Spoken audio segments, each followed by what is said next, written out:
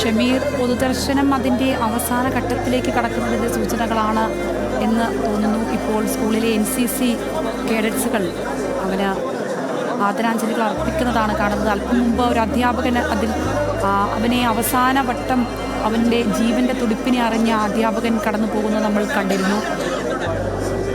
ഇപ്പോഴത്തെ ആ നിമിഷങ്ങൾ അതെങ്ങനെയാണ് ഷമീർ?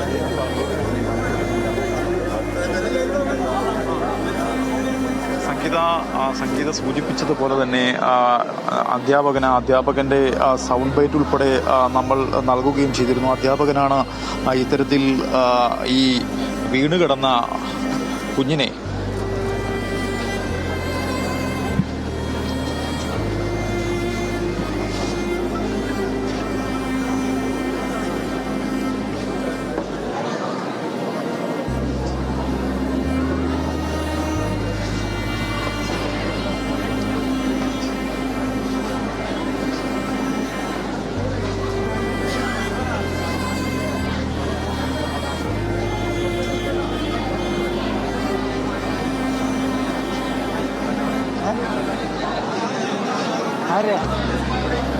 അല്ല കറണ്ട് പോയതാന്ന് പറഞ്ഞു അവിടെ.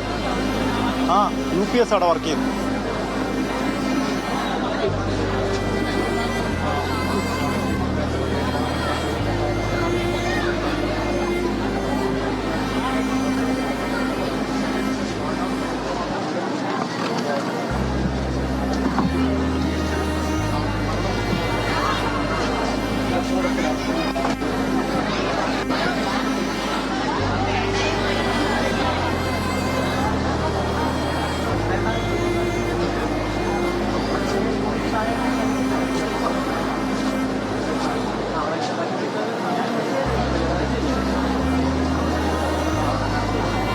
ചോദിക്കുന്നൊന്നും കേൾക്കാൻ പറ്റുന്നില്ലെന്ന് പറയാം, മ്യൂസിക് മാത്രമേ.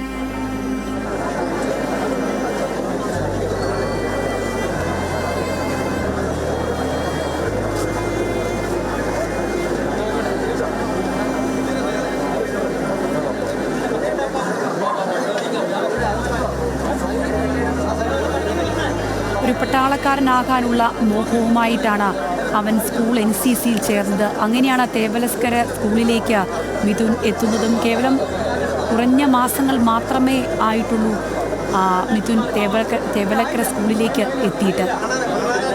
NCCയിൽ ചേർന്ന് ഭാവിയിൽ ഒരു പട്ടാളക്കാരനാകണമെന്ന ആഗ്രഹം, ഒരു 13 വയസ്സുകാരൻ്റെ ഒരു ആഗ്രഹം, അതാണ് പൊലിഞ്ഞത്. അവൻ്റെ ഒപ്പമുണ്ടായിരുന്ന സ്കൂൾ NCCയിലെ കേഡറ്റ്സൊക്കെ അവന് ആദരാഞ്ജലികൾ അർപ്പിച്ച് കടന്നു പോകുന്നത് നമ്മൾ കണ്ടു. അതിന് തൊട്ടു മുമ്പ് അധ്യാപകൻ കടന്നുപോയി. പൊട്ടിക്കരഞ്ഞുകൊണ്ട് കടന്നു പോകുന്ന അധ്യാപകനാണ് അവനെ അവസാന നിമിഷം ആശുപത്രിയിലേക്ക് എത്തിക്കുന്നതും അവൻ ഷോക്കേറ്റ് കിടക്കുമ്പോൾ അവനെ എടുക്കുന്നതുമൊക്കെ. അവൻ്റെ ജീവൻ അവസാന തുടിപ്പ് അവനിലുണ്ടായിരുന്നു എന്നുള്ളതൊക്കെ മനസ്സിലാക്കിയതുമൊക്കെ ആ അധ്യാപകരായിരുന്നു. രാവിലെ ഷമീറിനോട് അവർ സംസാരിക്കുകയും ചെയ്തിരുന്നു. ഷമീറുണ്ട് തേവലക്കര സ്കൂളിൽ നിന്നും. ഷമീർ, NCC കേഡറ്റ്സൊക്കെ ആദരാഞ്ജലികൾ അർപ്പിച്ച് കടന്നു പോകുന്നു നമ്മൾ കണ്ടു. ഒരു പട്ടാളക്കാരനാകാൻ മോഹിച്ച ഒരു കൊച്ചുകുട്ടി, ഒരു 13 വയസ്സുകാരൻ, അവൻ്റെ ഒരുപാടധികം ആഗ്രഹങ്ങളും അവൻ്റെ മോഹങ്ങളുമൊക്കെ ബാക്കിയാക്കിയാണ് ഈ അകാല വിയോഗം ഉണ്ടായത്. അവൻ്റെ ആ ഓർമ്മകളിലൂടെ ഒന്ന് പോവുകയാണെങ്കിൽ ഷമീർ അവിടെ എത്തിയ ശേഷം അവനെക്കുറിച്ച് കേട്ടറിഞ്ഞ കാര്യങ്ങളൊക്കെ അതൊക്കെ എത്തരത്തിലായിരുന്നു ഷമീർ?